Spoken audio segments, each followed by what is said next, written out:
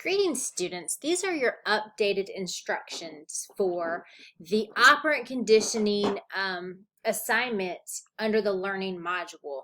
There's a little bit of conflict on what's going on in the course, so I wanted to make this video to help you. It says examples of operant conditioning, and it also says operant conditioning study guide.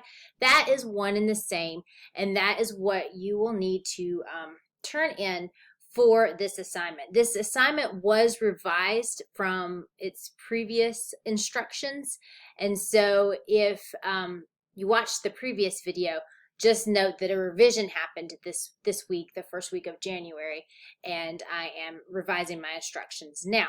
So when you're ready to do this assignment, you're going to go into the course to page 6, and you're going to click on the handout. Let's see where that's going to pop up.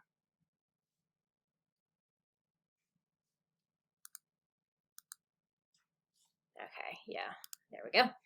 And what will pull up, let me get this in the screen so you guys can see it, is a study guide. So you're going to create a study guide, by taking notes on the following questions, and then you'll submit the assignment to the Dropbox. And so very self-explanatory. You have questions 1 and 2, and then you have a table with positive, negative reinforcement, positive punishment, and negative punishment. You need to describe each in your own words, and then you need to determine whether each strengthens behavior or weakens behavior, and provide your own scenario. And so it's going to take out, you're not doing the comic strip for this one, so you'll give a scenario that correctly uses positive reinforcement, or correctly uses negative reinforcement, or correctly uses positive punishment, or correctly uses negative punishment. Once you've finished that, you'll come down to the reinforcement schedules. These are very important in AP psychology. And so again, you'll be filling out a table or chart in which you will describe fixed ratio, variable ratio, fixed interval, and variable interval.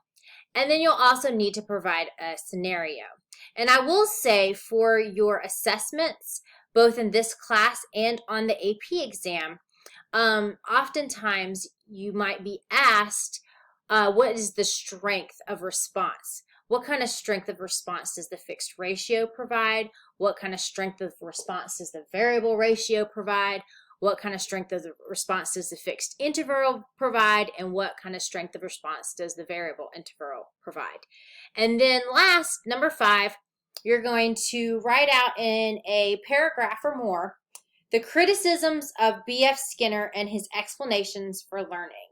And once you have completed this piece of paper, or you can type it in your own Word document, or edit this one. If you do edit this one, make sure that your answer is saved before submitting it.